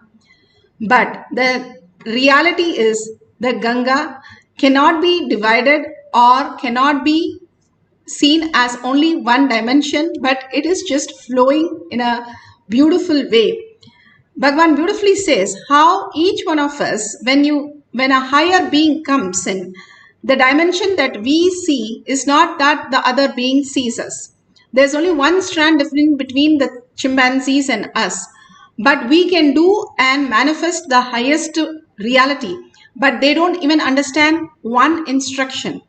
Same way, the dimensions, what we understand is only from our reality. But there are multiple more dimensions that exist that we are not aware of. For example, the paper is kept on a flat surface. The ant only thinks as a length and breadth. But when the paper is taken and stacked on each other, the ant is not able to see, so it thinks it has disappeared. Same way for us, we know only 4 dimensions that we can see as a person in length, breadth, time and space and place. All this we can see, but more than that, if something else, the dimension that is existing, higher dimensions, we think it disappeared, like how Manikavachika disappeared into Nataraja or Andal disappeared into Venkateshwara. Simply we think it is disappeared, but actually they have in a higher reality. They merged into oneness with Paramashiva.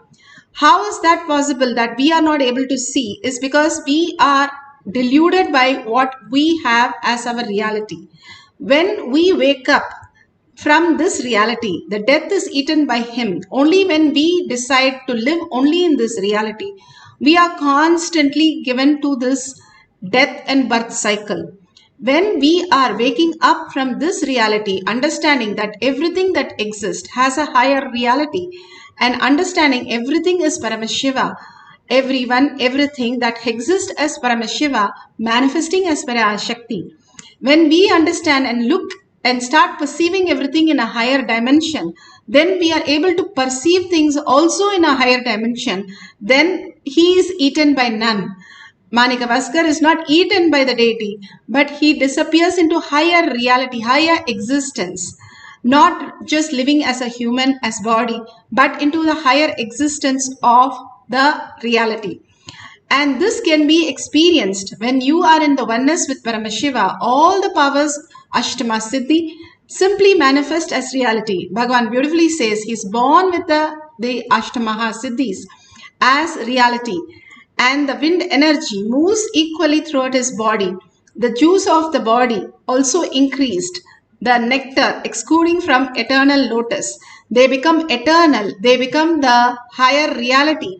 How they exist as Paramashiva, as quantum, as the ultimate reality.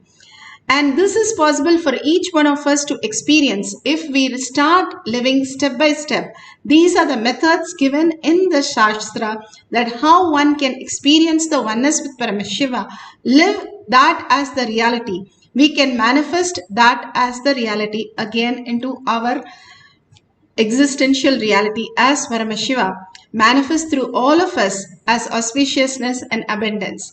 Let's go to the Apta Pramanam. Apta Pramanas are the Rishis, Munis, Ganas, Nainamas, Alvars, Siddhas who have manifested all the powers of Paramashiva. Lord Balarama once visited Gokula to meet his friends and relatives. He met his parents and the gopis who inquired about Krishna. Lord Balarama gave Lord Krishna a sweet message to them. He was playfully with gopikas going to the different places and he saw Yamuna. He told Yamuna to come. Yamuna did not come. He stripped the Yamuna into small tributaries. He cut her, split the whole thing, and she became very small tributaries, and she surrendered to Lord Balarama and said, forgive herself for her arrogance, and simply Balarama blessed, and after that she, even now, Yamuna river flows through many channels cut by Lord Balarama. The which happened in those days. Still, she stays like that. This was from Srimad Bhagavatam, Canto 10, Chapter 63. Text 26. Beautifully, all this was possible, just splitting the river or joining the river or manifesting the river Ganga from as Shivajata. All these possibilities simply exist as reality. Bhagavan beautifully made Lord Nataraja, the deity, in 2005, October 12th, enter into the Garbha Mandir so beautifully, even though the door was smaller size. The door was only 6 feet 10 inches. The deity is 6 feet. The door was 6 feet 8 inches and the deity was 6 feet and 10 inches. When the devotees measured everything and went back to Bhagavan and told like this cannot enter the door, Bhagavan said no problem, he will enter. And they didn't know, they thought they didn't measure properly, so they went and measured again and came back and said how can it enter? And he said, no, he told Nataraja, okay, you come, and said, and the deity simply manifested the power of Anima. It just shrunk and it went inside. Again they measured after it went inside. And again they saw the deity is a 6 feet and 10 inches. The door is 6 feet and 8 inches. They still don't know how it managed to fit in the whole thing. But really, Nataraja himself shrunk and came back to the size to enter into the door. Even now, such beautiful experience is held by all the devotees, witnessing this ultimate power of Paramashiva, demonstrating the power of Anima. Simply, all this is possible when we understand the higher science. Here, Shakshi Pramana. Shakshi Pramana are millions of disciple devotees, followers all around the world, manifesting the powers of Paramashiva initiated by Bhagavan himself. Here Bhagavan beautifully, the devotee beautifully explains how she has sculpted her nose, her cheeks by reducing or increasing the size. And simply she had posted the picture thanking Bhagavan that beautifully all this has become reality in her. All these great signs was just given to us as beautiful signs of our manifestation and oneness with Paramashiva. All of us can manifest this ultimate reality. Here one more demonstration of the Rudras who have manifested the power of Mahima and beautifully lifting the extraordinary weight, thrice his size, thrice his weight, and he was able to manifest the power. Let's witness the power manifestation.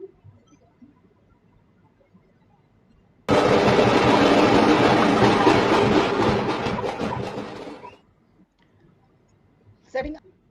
I don't know how long he's been training for, but 120 pounds more. 54 kgs. And on the bar, as I mentioned earlier, I got a little excited talking about this, is 115 kgs. And just to put this into perspective, I actually haven't lifted this weight in over 3 years. So what he's going to be doing is something I haven't trained and done in 3 years. And so I'm excited to see this. What he'll be comparing us up against, and again, this is very logical and there's a lot of numbers involved. He's lifting roughly 120 pounds more than somebody that is a beginner, which is completely insane because I'm assuming he hasn't been training. I don't know how long he's been training for, but I don't think he's been training very long. And so 120 pounds more than a beginner he'll be lifting, and he's lifting a weight that I haven't lifted in over 3 years. So I'll let him take this. So that's great. Srinivasa Maharaj, you can come up in the front.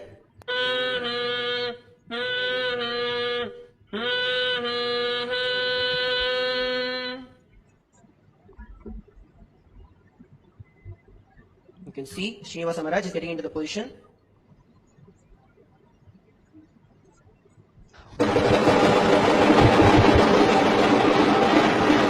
As you can see, Srinivasa Maharaj has lifted. I don't mean to be a stickler for form and all this, but when it comes to training, form is everything. You're going to get much more power if you have like exact form.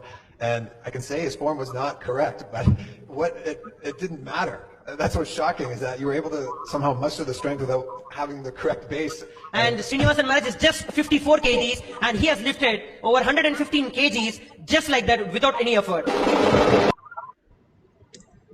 So beautifully, we have seen the Maharaj lift the weight. Now we are going to, each one of us going to experience the power of Anima. What we are going to do, if you have a camera, please start recording as a video. If you have timestamp app, download the app and start recording with the timestamp. If you have the Kantamala and you have the locket, please apply the Jnananjan in your third eye and your temples. If you do not have Basma or Kumkum, that is beautiful, that you can apply.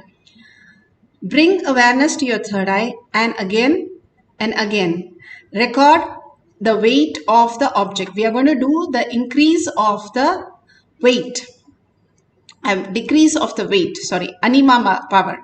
So you can measure on a scale, either you can the weight or the height. You can measure the weight or the height to change the size of the object. So if you have a partner, you can do it on the partner. If you don't have a partner, you can do it on an object also. So, but do it twice and measure it correctly, how many units it is, and is it happening the same both the times. Record it, take a picture of it, and beautifully we'll enter into the meditation. And at the end of the cycle also measure it twice so that it is very authentic. We are only manifesting power of Paramashiva. There is nothing to prove whether what we are doing and how we can logically make it happen. So do not use any external means to increase the length or the height or the weight of the object. Do it very authentically, so you will be so surprised how simple and how amazing your space of oneness can manifest as powers. So sit straight with the head, neck and spine into straight line. Please understand this is a beautiful meditation that Bhagavan has given for us to connect to Bhagavan and manifest all the auspiciousness. And all of us sitting in Kailash Courtyard in front of presence of Bhagavan and manifesting these powers brings us so much of abundance, healing, auspiciousness and bliss. So let's do it authentically.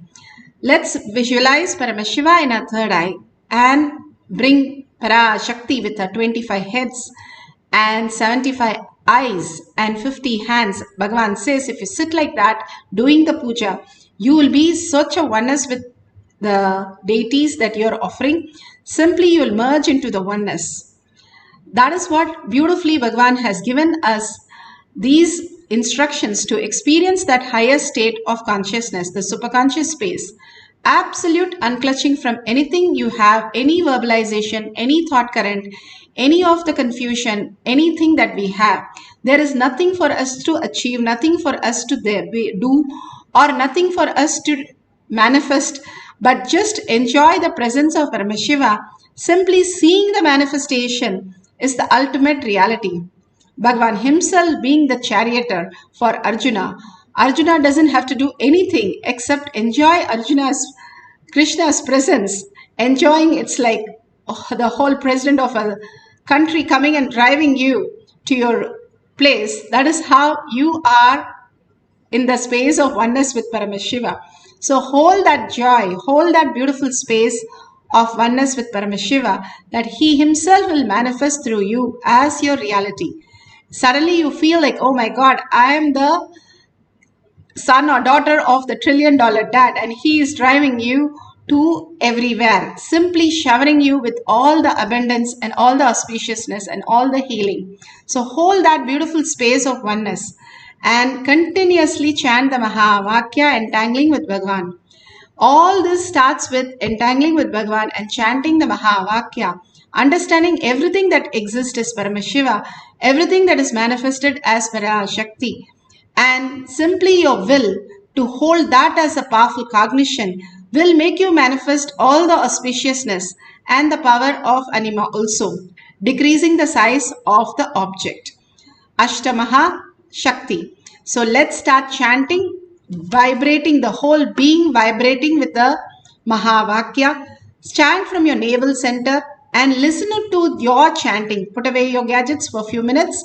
Get into the deep oneness with Paramashiva and start chanting and holding the only oneness space for a few minutes with Paramashiva. Experience the extraordinary happening of Bliss, that Paramashiva is just flowing through you. Let's start chanting the Mahavakya. Nityananda Paramashivoham. Om Nityananda Paramashivoham. Om Nityananda Paramashivoham. Om Nityananda Paramashivoham.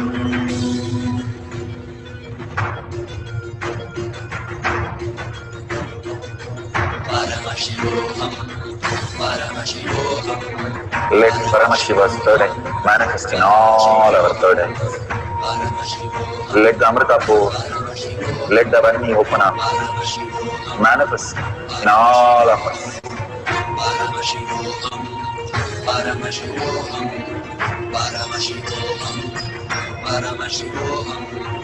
Let Paramashiva overflow, manifest the powers in all our third eyes. Om Nityananda Paramashivoham. Om Nityananda Paramashivoham. Om Nityananda Paramashivoham. Om Nityananda Paramashivoham. Om Nityananda Paramashivoham. Om Nityananda Paramashivoham. Om Nityananda Paramashivoham. Om Nityananda Paramashivoham. Om Nityananda Paramashivoham. Om Nityananda Paramashivoham. Om Nityananda Paramashivoham.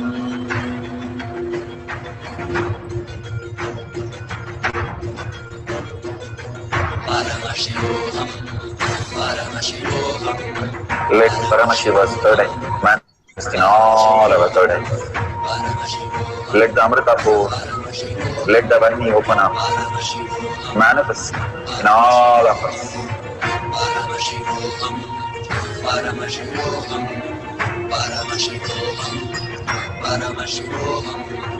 Let Paramashiva overflow, manifest the powers in all our third eyes.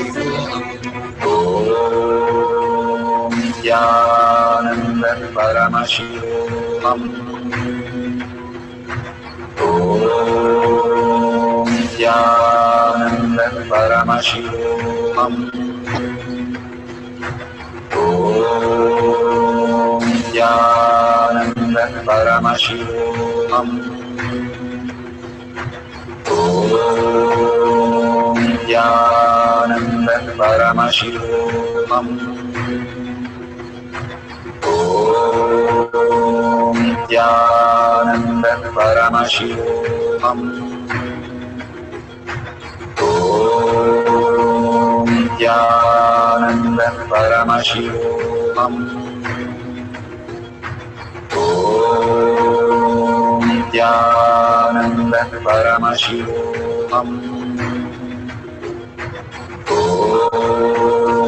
Nityananda Paramashivoham.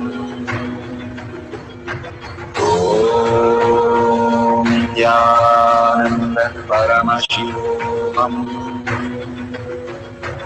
Om Nityananda Paramashivoham. Om Nityananda Paramashivoham.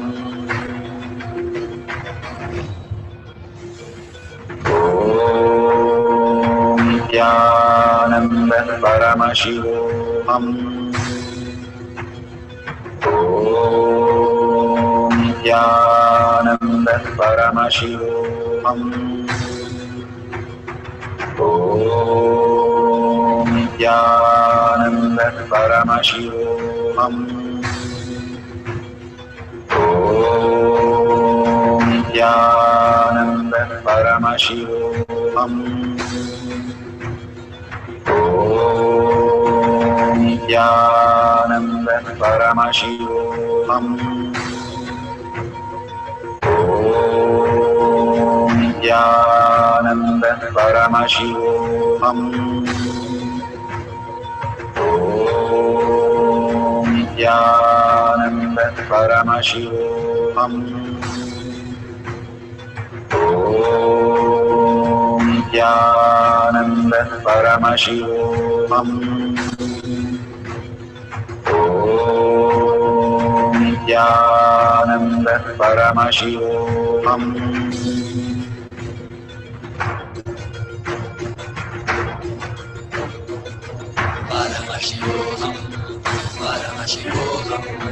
Let Paramashiva's burden manifest in all our burdens.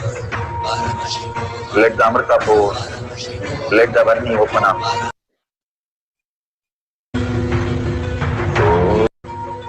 Om Nityananda Paramashivoham. Om Nityananda Paramashivoham. Om Nityananda Paramashivoham. Om Nityananda Paramashivoham.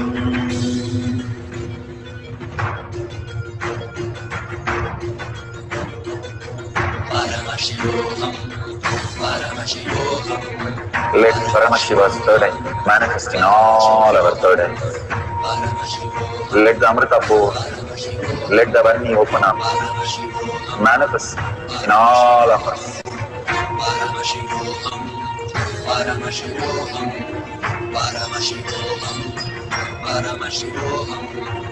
Let Paramashiva overflow, manifest the powers in all our burdens. Om Nityananda Paramashivoham. Om Nityananda Paramashivoham. Om Nityananda Paramashivoham. Om Nityananda Paramashivoham. Om Nityananda Paramashivoham. Om Nityananda Paramashivoham. Om Nityananda Paramashivoham. Om Nityananda Paramashivoham. Om Nityananda Paramashivoham. Om Nityananda Paramashivoham. Om Nityananda. So beautiful. Whatever the prasada that Devi has given us, please verify it authentically. Every time you manifest the powers, deep gratitude to Bhagavan. What he has given you is a glimpse of your superconscious space. So authentically verify and take a picture of it. If you have not manifested, start holding the space. We do not write the exam and then start seeing I'll do good in exam. First, when we start studying itself, we say, oh, I'm going to clear that. I'm going to top it. I'm going to be the best. what especially our favorite subjects. Same way, power manifestation is also same thing. You manifest when you start believing that you are a manifester. We are all manifester. Bhagavan says, whether you manifest or not, any powers, you are manifesting constantly. You are Paramashiva, and that cannot be denied, because otherwise we are just a matter. If we are consciousness, then we have to manifest. If we are matter, then nothing can be moved. Matter does not move. The tables, the chairs, everything is just like that. So something is there which is consciousness and which is moving us and which is manifesting constantly. So we have to manifest. If I can manifest with my body, manifesting different things, constantly growing, constantly regenerating, constantly doing everything, I can manifest all these powers also, because they are also part of me. Only thing we have to drop is our incompletions, and the only idea that this world, what we perceive through 5 senses, the dimensions that we know, is the only dimensions that we are in. If we drop that and understand that we are higher dimensions, Bhagavan says 11 dimensions that we can experience, then the ultimate reality also is hidden in us, which can solve everything and much more, which is infinity and which is absolute. Nothing can be removed from it and nothing can be added from it. We are already complete and we are already existing forever and eternal. We just need to understand how we exist in the quantum space as Paramashiva, as Parashakti. All we need to understand is surrender our identity, the little layers that we are holding, thinking that is manifesting anything in our life, dropping all that and understanding Paramashiva is my ultimate reality, and holding that blissful space again and again, the auspicious space in you. Each one of you is a kalpatru. Simply you can manifest any reality, Bhagavan says, just by holding that space of Paramashiva, Parashakti. You will start manifesting that very reality, and simply you can understand that the higher reality is just the natural way of existence, how the trees and the nature exist. All of us can manifest all the powers of Paramashiva naturally and beautifully. Let's get into the beautiful space of oneness with Paramashiva, have another cycle of few minutes. Let's put away our gadgets. We are doing the power of Ashtamaha Shakti, decreasing the size of the object. Either it can be your height or an object. Measure it twice, whether you're measuring the length or the weight of the object. And after the Mahavakya, you can again measure the increase or the decrease which has happened. We are doing the power of Anima, decreasing the size of the object. So please go ahead and mark the details so that at the end of the cycle, you can again take a picture or video record it and share it with the world. All these great powers removes so much of incompletion and brings so much of abundance and auspiciousness in each of us to experience the superconscious space. How the yoga prepares the body and aligns to the cosmic geometry. Same way, all these power manifestation again and again tells you, you are consciousness, you are Paramashiva, you are Parashakti. You can manifest all the powers of Paramashiva, heal yourself and others, heal and manifest abundance, auspiciousness in all of us. And beautifully, Bhagavan says, he himself is in the courtyard and his presence can be experienced, the oneness can be experienced by each one of us, manifesting as this reality. So let's sit straight with the head, neck and spine in a straight line. Deeply connect to Bhagavan. No other verbalization or visualization except Bhagavan. And chant the Mahavakya from your navel center, melting into oneness with Paramashiva, forgetting even your body and mind for few minutes, being in the oneness space and in Bhagavan's presence, completely dissolving in him, will manifest as your reality. Let's start chanting the Mahavakya, manifesting the power of Ashtamaha Shakti.